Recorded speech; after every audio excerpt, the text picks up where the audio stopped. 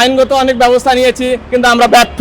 কারণ আমাদের বাংলাদেশ দুর্নীতিতে ভরে গেছে, যেখানে যাই ওখানে দুর্নীতি, টাকার কাছে সবাই হেরে যায়। আমাদের প্রায় 300 পার্মানেন্ট স্টাফ ছিল, এখন বর্তমানে একজনও পার্মানেন্ট নাই। একজন করে ডাকিয়ে ওদেরকে রিজেন লেটার ধরিয়ে দেওয়া হয়েছে। কোম্পানি কয়েকদিন পর প্রোডাক্টের দাম বাড়ায় এবং আমাদের স্যালারি বাড়ে না। 8 ঘন্টা ডিউটি জায়গায় 14 ঘন্টা করায়, এর বিরুদ্ধে কে অ্যাকশন নেবে? আমাকে অফিসে ডাকছিল, আমি অফিসে গেছি না। এর আগেও যাদেরকে ডাকিয়েছে তাদেরকে মনে করেন বিভিন্ন করে চাকরি থেকে আউট করে দিছে। আমি প্রথমে বলতে চাই, আমি বাটা শু কোম্পানিতে দীর্ঘদিন যাবৎ সেলসম্যান হিসেবে জব করতেছি। 14 থেকে 15 বছর এই কোম্পানির সাথে আমি ছিলাম, এখনো আছি। কিন্তু ইদানিং কিছু দুর্নীতিবাজ কর্মকর্তারা আমাকে বিভিন্ন সময় বিভিন্ন পর্যায়ে আমাকে টর্চার এরকম করে, যাতে আমি চাকরি থেকে চলে যাই। কিন্তু সরাসরি ওরা বলে না যে আপনি চাকরি ছেড়ে চলে যান, এমনভাবে টর্চার করে যাতে আমি চলে যেতে বাধ্য হই। আমার প্রশ্ন, কোম্পানি কয়েকদিন পর প্রোডাক্টের দাম বাড়ায় এবং আমাদের স্যালারি বাড়ে না, এবং আমাদের পার্মানেন্ট করার জন্য এর আগে আমরা আন্দোলন করেছিলাম। তারিখ 28/8/2024 বরাবর HR সেলস বাটা শু কোম্পানি বাংলাদেশ লিমিটেড, টঙ্গী, গাজীপুর।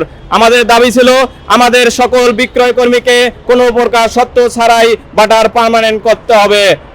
2 নম্বর দাবি, বর্তমান দ্রব্যমূল্যের দাম বৃদ্ধির পরিস্থিতি বিবেচনায় আমাদের বেতন 15,000 টাকা এবং বৈষম্যহীন সকল স্তরে কমিশন 2 টাকা 75 পয়সা প্রদান করতে হবে।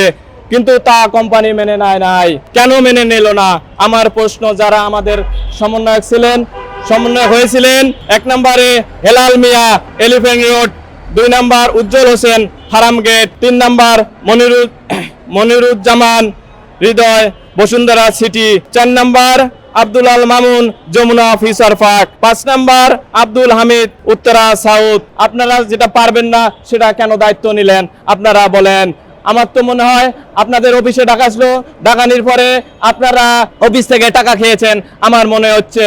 তাই শ্রম উপদেষ্টা সাখাওয়াত হোসেন সাহেবকে আমি অনুরোধ জানাচ্ছি, এগুলো একটু তদারকি করবেন। বাটা শু কোম্পানি আমাদের শ্রমিকদের অনেক নির্যাতন, অনেক জ্বালাতন, যেমন 8 ঘন্টা আমাদের ডিউটি, সে জায়গাতে আমাদের 14 ঘন্টা পর্যন্ত ডিউটি করায়। কিন্তু 8 ঘন্টা ডিউটি জায়গায় 14 ঘন্টা করায়, এর বিরুদ্ধে কে অ্যাকশন নেবে বলেন?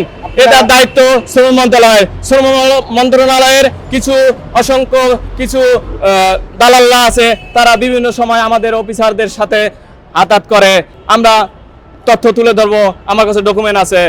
আমি আছি বর্তমান সিলেট আম্বরখানা ব্রাঞ্চে। আমি সিলেট থেকে কালকে আসে এখানে অনশনে বসেছি। আমাকে অফিসে ডাকছিল, আমি অফিসে গেছি না। এর আগেও যাদেরকে ডাকিয়েছে তাদেরকে মনে করেন বিভিন্ন করে চাকরি থেকে আউট করে দিছে। আর দ্বিতীয়ত, আমাদের প্রায় 300 পার্মানেন্ট স্টাফ ছিল, এখন বর্তমানে একজনও পার্মানেন্ট নাই। একজন করে ডাকিয়ে ওদেরকে রিজেন লেটার ধরিয়ে দেওয়া হয়েছে। কেন? আমি জানতে চাই শ্রম উপদেষ্টার কাছে। এটা একটা মাল্টিন্যাশনাল কোম্পানি, এখন আমাদের পার্মানেন্ট করলে ওই চোরেরা খাইতে পারবো না। এরা থার্ড পার্টির আন্ডার দেয়, থার্ড পার্টির থেকে পার্সেন্টেজ খায় এসব কর্মকর্তারা। এখন আমার প্রশ্ন, এই কোম্পানি যদি বাংলাদেশে থাকতে চায়, কোম্পানির উচিত এসব দুর্নীতিবাজ কর্মকর্তাদের তাড়াতাড়ি বিদায় করে নতুন করে আবার কর্মকর্তা নিয়োগ দেখ। আমি এটা চাই। আইনগত অনেক ব্যবস্থা নিয়েছি, কিন্তু আমরা ব্যর্থ। কারণ আমাদের বাংলাদেশ দুর্নীতিতে ভরে গেছে, যেখানে যাই ওখানে দুর্নীতি, টাকার কাছে সবাই হেরে যায়। পাশে নাই, অনেকজন বিদায় হয়ে গেছে, চাকরি ছেড়ে চলে গিয়েছে, কোম্পানি বাধ্য করেছে। ওইরকম আমাকেও বাধ্য করার চেষ্টা করা হচ্ছে। আমার নাম শ্রী অলোকেশ চন্দ্র বর্মন, আম্বরখানা, সিলেট আম্বরখানা ব্রাঞ্চে আছি।